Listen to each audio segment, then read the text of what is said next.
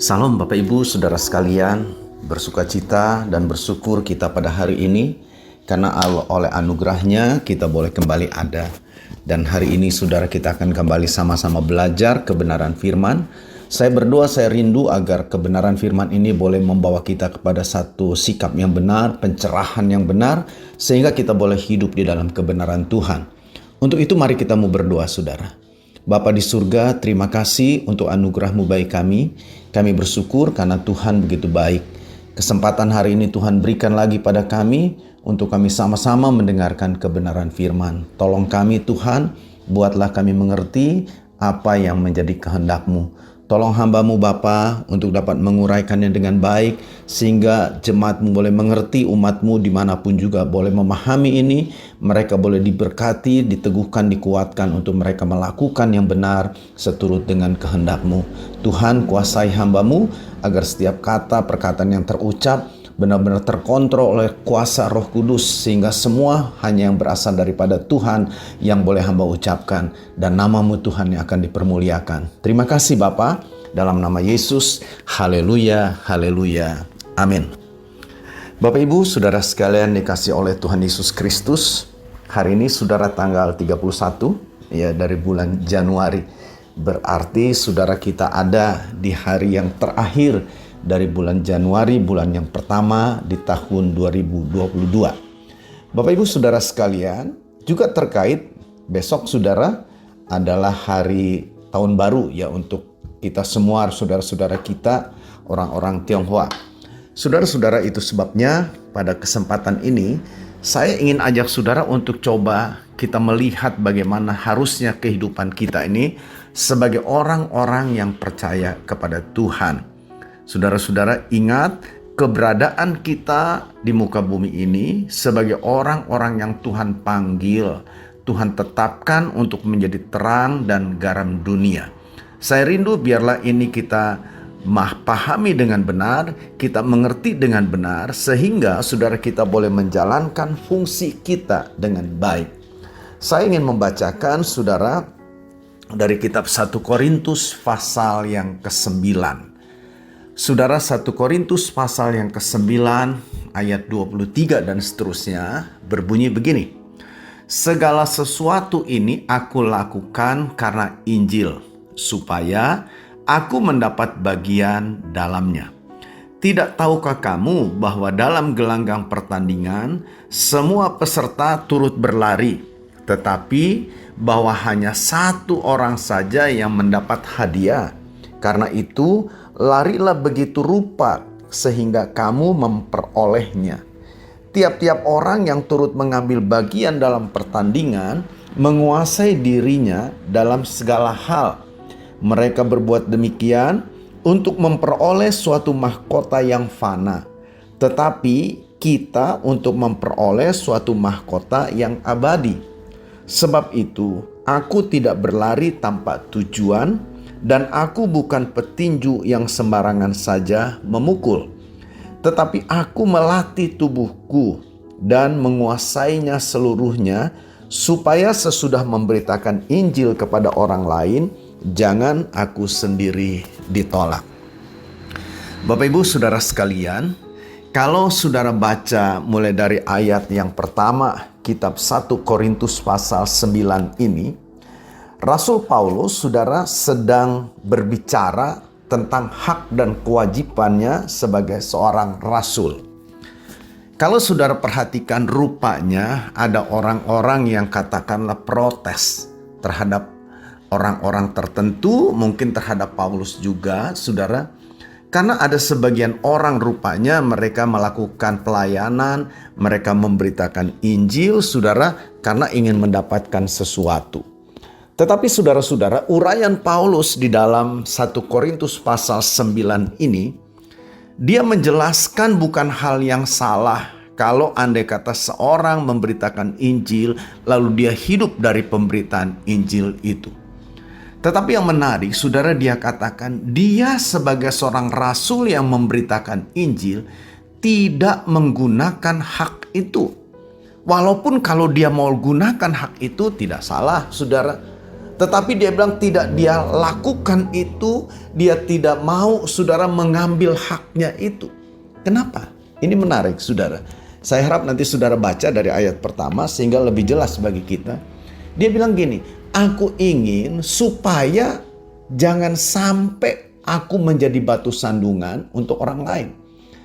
Artinya dia ingin saudara pemberitaannya benar-benar murni. Dan kemurnian pemberitaan inilah saudara yang akan memenangkan banyak jiwa. Bapak Ibu saudara sekalian pendengar yang dikasihi oleh Tuhan Yesus, mari kita coba renungkan akan hal ini. Satu motivasi tujuan daripada Paulus, dia ingin agar semua orang diselamatkan.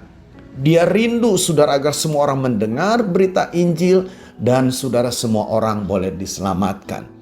Dan menarik saudara, dia bilang dia gunakan saudara satu pendekatan yang luar biasa.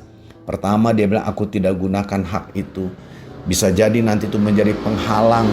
Bisa jadi mungkin itu nanti menjadi batu sandungan. Orang akan berpikir aku hanya sekedar melayani untuk hidup atau untuk uang begitu. Tidak, itu sebabnya dia tidak mau itu saudara. Dia bilang aku jaga kemurnian hatiku.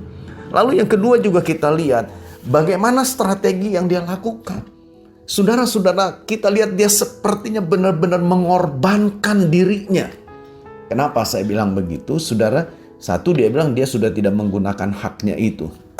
Bahkan lebih lagi dia bilang dia benar-benar menjadi hamba bagi semua. Kenapa begitu, saudara? Tujuannya supaya mereka itu mendengar Injil dan diselamatkan. Nah, Bapak Ibu saudara sekalian, itu sebabnya dia bilang begini, terhadap orang-orang Yahudi, aku seperti orang Yahudi, walaupun aku tidak hidup seperti mereka. Terhadap orang-orang yang bukan Yahudi, aku pun berbuat seperti orang-orang bukan Yahudi. Artinya begini saudara, ini bukan berarti munafik, ini bukan berarti seperti bunglon begitu saudara, penuh dengan kepura-puraan, tidak. Tapi ini satu strategi yang diatur oleh Paulus. Bagaimana supaya Injil itu bisa didengar? Bagaimana supaya Injil itu bisa disampaikan, orang bisa mendengar, dan saudara-saudara, orang yang mendengar Injil itu kan ada peluang kesempatan untuk mereka diselamatkan. Jadi inti utamanya, Paulus ingin agar Injil ini sampai kepada setiap telinga, didengar oleh setiap telinga, dan dia rindu agar semua orang itu diselamatkan. Bapak Ibu saudara sekalian, di awal tadi saya singgung kita ini berada dalam suasana malam tahun baru Imlek kan. Untuk Bapak Ibu yang merayakannya, saudara-saudara silakanlah begitu. Untuk saya itu bukan satu masalah. Tapi saya mau mari kita benar-benar ingat baik-baik nih. Keberadaan kita di dalam dunia ini Tuhan tetapkan untuk menjadi terang dan garam dunia. Saudara dan saya adalah orang-orang yang mengemban sebuah tugas. Apa tugas itu? Memberitakan Injil, menyampaikan kabar baik, menjadikan semua orang itu menjadi muridnya Kristus. Saudara-saudara ingat ini tidak boleh diabaikan. Kenapa saya mau sampaikan akan hal ini? Sebab begini saudara, biasanya nih saudara menjelang tahun baru Imlek ini, ada banyak kadangkala orang yang bertanya-tanya, boleh nggak sih saya merayakannya? Boleh nggak saya melakukan ini dan itu? Boleh nggak saya melakukan tradisi ini, begitu saudara. Saudara mungkin lebih ngerti lah daripada saya. Tapi saya saudara seringkali mendapat pertanyaan-pertanyaan yang seperti itu. Salah nggak sih saya kalau seperti ini? Boleh atau tidak? Bapak Ibu saudara sekalian, saya pribadi berkata begini. Untuk saya sebetulnya bukan masalah boleh ataupun tidak, ya. Saudara-saudara, tapi motivasi kita bagaimana supaya mereka diselamatkan, supaya Injil ini disampaikan, ini harus ada di atas segala-galanya. Saudara-saudara, Paulus bilang dia menjadi hamba dari semuanya supaya Injil jangan dapat hambatan. Dia coba bersikap seperti orang Yahudi, seperti bukan orang Yahudi. Saya bilang tadi bukan dia munafik, bukan dia berpura-pura. Tapi tujuannya supaya Injil itu tetap dapat disampaikan, diperdengarkan kepada banyak orang. Nah, saudara-saudara, coba pikirkan ini. Jadi ketika saudara bertanya boleh atau tidak, bagi saya bukan masalah boleh atau tidak. Tapi yang penting di sini adalah peran kita. Fungsi kita sebagai terang dan garam dunia, fungsi kita sebagai pemberita Injil ini yang tidak boleh dilupakan. Ini yang tidak boleh saudara kita kesampingkan. Jadi Bapak Ibu Saudara sekalian, saya mau mari coba perhatikan apa yang Paulus katakan. Saudara, inilah sikap yang harus ada pada kita sekalian. Ya. Ayat yang ke-22, 23 tadi berkata, segala sesuatu ini aku lakukan karena Injil, supaya aku mendapat bagian di dalamnya. Jadi saudara lihat, semua yang dilakukan Paulus, dia menolak haknya, katakan dia tidak pergunakan itu, dia menghambakan dirinya, dia berlaku seperti orang Yahudi maupun seperti bukan orang Yahudi. Semua itu dia bilang, aku lakukan karena Injil.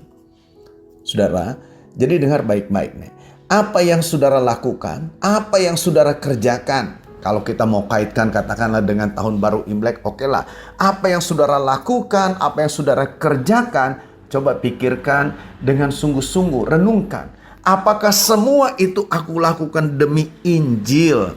Artinya supaya Injil itu dapat diperdengarkan, supaya Injil itu dapat kita terus sampaikan. Atau saudara hanya demi hal-hal yang lain. Ini hal yang menurut saya perlu benar-benar kita renungkan. Ini adalah hal-hal yang benar-benar jangan sampai kita salah nih saudara. Kadang-kadang begini, sebab saya lihat ini kan batasannya sangat tipis sekali. Orang bilang demi Injil, saya lakukan ini semua. Padahal di balik omongannya itu bukan demi Injil, demi warisan umpama begitu saudara ya, supaya nggak kehilangan warisannya. Jadi macam-macam lah. Tapi mari saudara, biarlah miliki satu sikap yang benar. Miliki saudara satu hati yang lurus, yang tulus. Kalau tidak kita bahaya saudara. Nah lebih lanjut saudara, Paulus bilang begini. Tidak tahukah kamu bahwa dalam gelanggang pertandingan semua peserta turut berlari. Tetapi bahwa hanya satu orang saja yang mendapat hadiah. Karena itu larilah begitu rupa sehingga kamu memperolehnya. Saudara, Paulus coba mengambil sebuah gambaran, ilustrasi tentang orang yang ada di dalam lomba lari. Semua ikut berlari, saudara-saudara, tapi dibilang yang dapat hadiah itu cuma satu. Maksud daripada Paulus mengambil contoh ini, mengambil ilustrasi ini, dia mau agar kita ini benar-benar punya hati yang sungguh-sungguh supaya Injil itu diberitakan. Jadi saudara-saudara, sejauh mana coba hati kita tentang hal ini? Saudara-saudara, saya melihat begini, ada banyak sebetulnya kesempatan-kesempatan terbuka saudara, khususnya untuk saudara-saudara kita, mungkin keluarga kita, orang tua kita, yang masih katakan berpegang kepada aturan keyakinan-keyakinan yang lama sebagai orang-orang Tionghoa. Saya tidak salahkan hal itu, saudara silahkan oke-oke saja gitu kan. Tapi saudara-saudara lihat, apakah ada kesungguhan, keseriusan kita ini sudah benar-benar rindu, kita berupaya sedemikian rupa supaya mereka diselamatkan seperti kita. Saudara, keselamatan ini kan bukan sesuatu yang ya boleh iya boleh enggak. Ini sesuatu yang sangat-sangat penting saudara. Dan ketika orang itu tidak percaya kepada Yesus, saudara tahu mereka pasti akan binasa. Itu bukan kata saya, Alkitab bilang begitu saudara. Karena Yesuslah satu-satunya juru selamat. Yesuslah satu-satunya jalan, itu tidak ada yang lain. Ini yang membuat Paulus bilang, itu sebabnya dia bilang, berlarilah begitu rupa. Jadi saudara, kita harus benar-benar menggunakan seluruh kekuatan kita, hikmat kita, tenaga kita, fokus saudara. Bagaimana nih supaya keluarga kita bisa dimenangkan. Pikirkan saudara hal ini. Saya tentu tidak bisa ajarin saudara satu-satu. Saudara harus begini, dua harus begitu, tiga harus begini. Enggak begitu saudara. Tapi saudara yang tahu situasi yang ada, konteks yang ada dalam kehidupan saudara, berdoalah minta hikmat kepada Tuhan. Bagaimana ini bisa kita sampaikan. Saudara-saudara, saya bilang ini sesuatu yang sangat penting, yang tidak boleh kita abaikan, tidak boleh kita lupakan. Jadi saudara-saudara, mari gunakanlah kesempatan ini. Dan ini dimulai dengan satu hati yang benar-benar serius. Sungguh-sungguh rindu, saudara. Saya banyak melihat kadang kalau kita orang-orang Kristen ini, hati kita cuma setengah-setengah. Kita merasa cukup puas lah, yang penting saya selamat. Yang penting saya sudah percaya Tuhan Yesus, titik lah. Saya juga sudah pelayanan di gereja, saya melayani sebagai pemimpin pujian dan sebagainya. Kita kadang-kala berpikir sudah cukuplah seperti itu. Lalu kita coba tutup mata, kita coba alihkan perhatian kita. Kita tidak lagi fokus kepada mereka yang ada di luar, kepada mereka yang belum percaya kepada Tuhan. Padahal saudara, pemberitaan Injil, perintah untuk menjadikan sekalian bangsa itu muridku, kita tahu itu perintah yang disebut dengan amanat agung. Itu pesan yang Yesus sendiri sampaikan, saudara, sebelum dia terangkat ke sorga. Berarti ini sesuatu yang sangat penting yang tidak boleh dilupakan oleh setiap kita, saudara dan saya. Bapak Ibu, saudara sekalian pendengar yang kasih Tuhan, banyak orang lalu bertanya begini, Pak, sekarang ini kan susah kondisinya, keadaannya, khususnya di tempat saya, situasinya seperti ini. Nggak mungkin untuk saya bicara, nggak mungkin untuk saya menyampaikan Injil itu. Bapak Ibu saudara sekalian, Rasul Paulus situasinya menurut saya lebih berat dibandingkan dengan kita. Tapi saudara lihat, ketika memang hatinya itu benar-benar punya kerinduan yang besar, bagaimana dia bisa menjangkau orang-orang Yahudi, bagaimana dia bisa menjangkau orang-orang yang bukan Yahudi ini, itu muncul tuh saudara hikmat-hikmat Allah. Ini yang saya bilang harus ada dalam hidup kita. Kita kadang-kala lari dari tugas ini dengan bermacam-macam alasan. Sebetulnya pada dasarnya alasan-alasan yang kita kemukakan itu bukan alasan yang sesungguhnya. Saudara-saudara, saya percaya Tuhan punya hikmat. Tuhan tidak pernah kehabisan akal. Tuhan tidak pernah kehabisan cara, saudara, untuk dapat membuka pintu itu. Nah, saudara-saudara, jadi mari, saya percaya ketika hati kita dengan sungguh-sungguh, maka kita akan punya jalan. Kita akan punya jalan, akan terbuka jalan. Tapi saudara, kalau kita sudah tidak sungguh hati kita ini, saudara, sekalipun jalan itu terbuka buat kita, kita akan tetap melihat itu tertutup. Jadi perlunya di sini kita benar-benar memiliki hati yang rindu. Saya ingin ajak coba bayangkan begini. Ini sederhana saja, saudara. Saudara, relakah saudara ketika kita melihat, sebutlah itu keluarga kita, orang tua, kakak, adik kita, mereka binasa di dalam kekekalan? Saudara-saudara, ini serius loh menurut saya. Beberapa waktu yang lalu, kurang lebih mungkin gak sampai sebulan lah, mungkin 2 minggu yang lalu, saudara, ada orang yang telepon sama saya begini. Dia bilang, Om, bagaimana ya itu adik saya itu? Aduh, saya tuh nyesel sekali, Om. Kenapa ya? Kenapa? Maksudnya dia benar-benar penuh dengan penyesalan. Saudara tahu kenapa dia menyesal? Adiknya, saudara, meninggal. Dan adiknya ini, saudara, dulunya orang Kristen. Lalu entah bagaimana dia tinggalkan kekristenannya, dia tinggalkan imannya. Kakaknya ini rajin, saudara. Ibadahnya rajin gitu ya. Wah, pokoknya rajin lah begitu, saudara. Tapi saudara lihat, dia bilang saya menyesal, aduh saya mau berdoa supaya Tuhan ampuni dia, supaya Tuhan selamatkan dia. Bapak Ibu saudara sekalian, menurut saya begini, ini satu penyesalan yang terlambat. Saudara pernah baca kan perumpamaan yang Yesus berikan tentang orang kaya dan Lazarus yang miskin itu. Jadi dua-duanya mati, saudara. Ketika dia mati, si Lazarus ada di pangkuan Bapak Abraham, dibilang orang kaya ini susah kan? Wah, menderita dia di sana. Lalu dia ngomong sama Bapak Abraham, dia bilang, tolong izinkan aku nih, untuk aku suruh si Lazarus itu kasih air minum, bawain minum sedikit saja. Wah, aku haus luar biasa nih. Saudara-saudara, lalu dia juga bilang begini. Setelah Abraham bilang, oh nggak bisa, kan antara kamu sama saya ini ada jurang pemisah yang nggak mungkin terseberangi. Lalu saudara-saudara dia bilangin, oke, kalau begitu tolonglah suruh si Lazarus itu untuk kembali ke dalam dunia ini. Ngapain saudara? Dia bilang, sebab masih ada saudaraku di sana yang belum percaya kepada Tuhan. Masih ada saudaraku yang hidupnya rusak gak karuan. Aku tidak mau, aku tidak rela kalau nanti sampai mereka itu mengalami seperti aku sekarang. Saudara-saudara, Abraham bilang tidak bisa seperti itu. Dunianya sudah beda, begitu kan. Dia bilang tidak, tolonglah. Nah, Bapak Ibu Saudara sekalian, banyak orang bersikap menyesali tapi sudah terlambat. Nah, itu sebabnya saya mau katakan dengan sungguh-sungguh sama saudara. Kalau hari ini saudara dan saya diberikan kesempatan Tuhan untuk dengarkan Mutiara Jiwa di Gracia ini, saya tahu ini bukan kebetulan.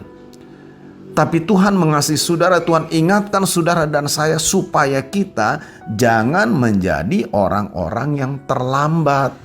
Terlambat di dalam memberitakan Injil, terlambat saudara untuk memenangkan jiwa. Hati-hati saudara. Saya bayangkan, aduh kasihan sekali ya. Kalau andai kata kita lihat orang tua kita, papa mama kita, kakak adik kita yang mungkin pernah sama-sama dengan kita.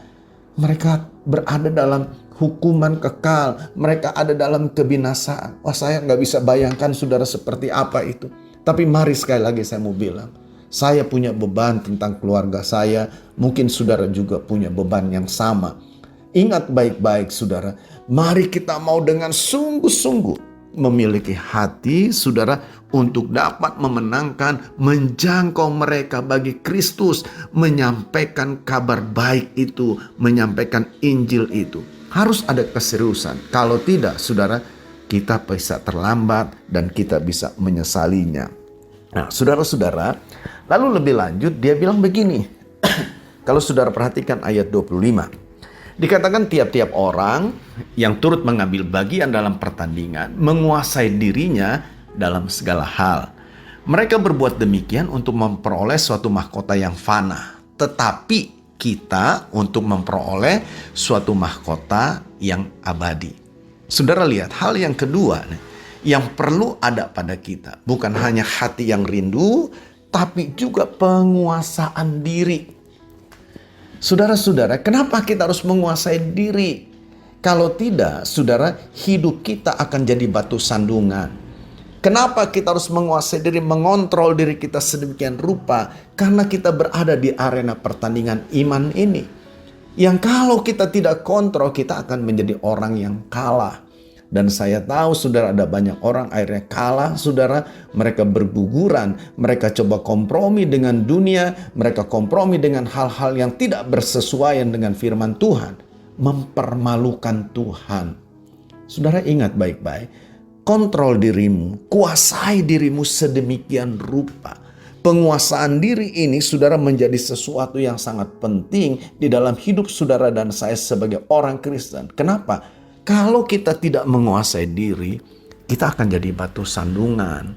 Mulut kita dengarnya enak, saudara. Wah, kedengarannya ngomongnya lancar, baik ngomongnya kan. Aduh, bener hal-hal yang baik yang kita ucapkan. Tapi, saudara, ucapan-ucapan yang keluar dari mulut kita yang kedengarannya baik, kedengarannya manis, kedengarannya indah dan benar itu, semua akan menjadi sesuatu yang kosong, lemah, tanpa didukung, tanpa didasari oleh satu kehidupan yang terkuasai. Saudara-saudara, ingat nih baik-baik. Ini kan bicara tentang karakter kita, tentang kehidupan kita. Saudara, kita mungkin pernah dengar orang berkata begini, kalau kita punya karunia, punya talenta yang istimewa, semua itu akan membawa kita naik tinggi, saudara. Tapi saudara tahu, yang menopang kita tetap untuk ada di atas itu adalah hidup kita, karakter kita, perbuatan-perbuatan kita.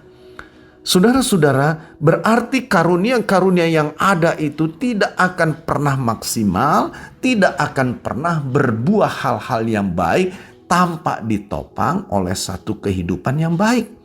Kehidupan yang terkontrol, kehidupan yang dikuasai oleh Roh Allah itu. Jadi saudara-saudara, mari belajar untuk dapat mengontrol, menguasai hidup ini.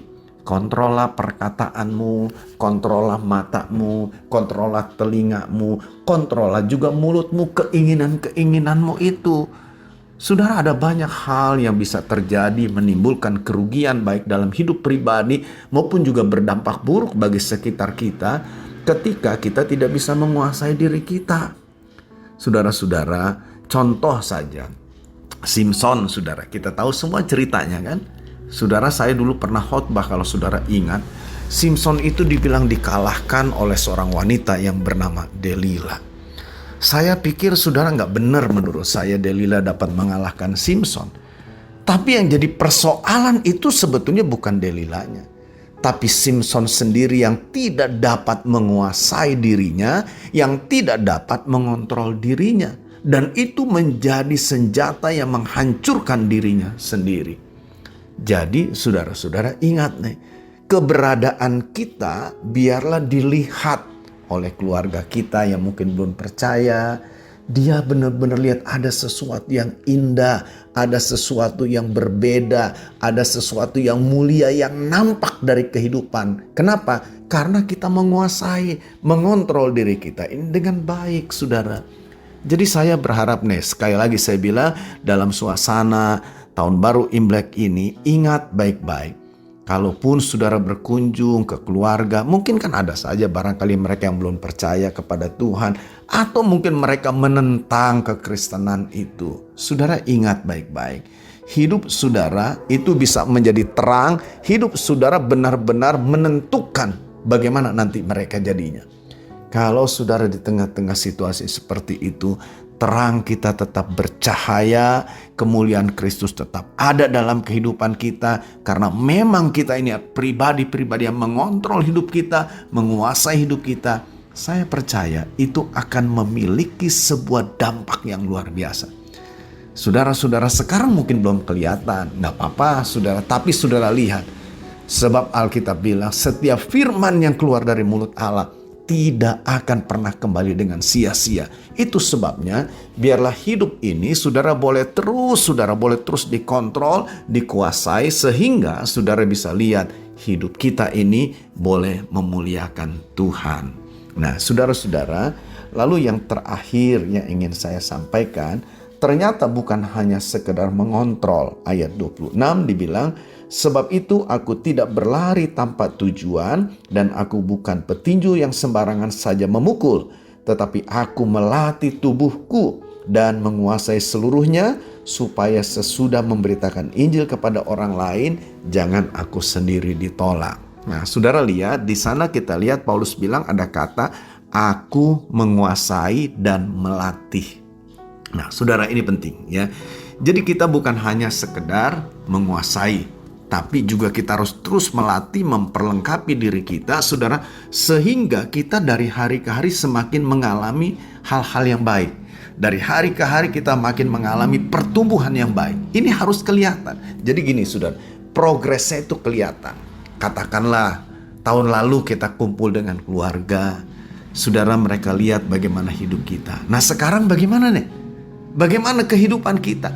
Biarlah ini nampak, saudara, dan ini terjadi tentu karena kita melatih, memperlengkapi setiap hari, terus kita menambahkan hal-hal yang baik yang berkenan di dalam kehidupan kita. Tanpa itu semua, saudara, mereka akan bilang gak ada bedanya kamu sama saya, gak ada bedanya kamu orang Kristen dengan saya yang tidak percaya Tuhan Yesus. Tentu ini kan akan menjadi mempermalukan nama Tuhan. Itu sebabnya mari biarlah setiap kita, saudara dan saya yang mendengarkan siaran ini, yang mengikuti kebenaran firman ini, jangan pernah puas dengan kerohanianmu yang sekarang. Artinya gini, saudara, saya sudah cukuplah begini saja, yang penting saya ke gereja, saya kan sudah dibaptis, saya sudah percaya Tuhan Yesus, cukuplah seperti ini. Enggak cukup, saudara. Sebab saudara, pengenalan akan Kristus itu jauh sebetulnya lebih mulia, lebih dahsyat, lebih besar. Kita, saudara, rugi sebetulnya jadi orang Kristen kalau hanya kita berpikir sudahlah cukup sampai di sini. Bodoh kita, saudara. Saudara tahukah, saudara, tersedia bagi kita sesuatu yang begitu besar, begitu luar biasa. Kenapa sih kita nggak mau capai itu, saudara? Kenapa kita bodoh, kita mau bersikap ya saudara cukup begini saja? Nah, saudara-saudara, itu sebabnya Paulus ingatkan di sini, aku itu melatih tubuhku. Dia kuasai, dia latih sedemikian rupa, saudara. Dan saudara-saudara lihat, lewat semuanya itu lewat pelayanannya kita melihat ada buah-buah yang luar biasa yang dihasilkan dalam kehidupannya. Saya berdoa, saya berharap biarlah setiap kita yang mengikuti renungan pada sore hari ini benar-benar menjadi satu pribadi, saudara, yang benar-benar memiliki hati, mengerti akan tugas kita, mengerti akan fungsi kita. Kita adalah orang-orang yang ditugaskan menjadikan setiap orang menjadi murid Kristus. Itu sebabnya bagaimana itu bisa terjadi? Miliki hati yang rindu agar semua orang dimenangkan, memiliki kesungguhan, jangan main-main, saudara. Tapi kesungguhan itu harus ada. Dan saudara-saudara, mari biarlah kita sadari dengan sungguh-sungguh, kuasai dirimu dengan baik, tetaplah latih dirimu, tambahkan terus pengenalan kita, kedewasaan kita, sehingga lewat hidup kita Tuhan Yesus dipermuliakan. Tuhan Yesus berkati kita semua. Amin, amin. Mari kita berdoa, saudara. Gembala kami yang baik, kami bersyukur buat kesempatan ini, kembali kami diperdengarkan firman-Mu. Kami berterima kasih buat firman-Mu ini, biarlah kiranya terang-Mu Tuhan menerangi firman-Mu dalam hati kami, sehingga firman ini boleh kami lakukan, kami kerjakan dalam hidup ini, dan boleh berbuah-buah nyata. Terima kasih Bapa, kami berdoa untuk seluruh pendengar sekalian, dimanapun juga mereka berada, biarlah kasih karunia Allah dinyatakan atas mereka sekalian. Terpujilah nama Tuhan dalam nama Yesus. Haleluya. Amin.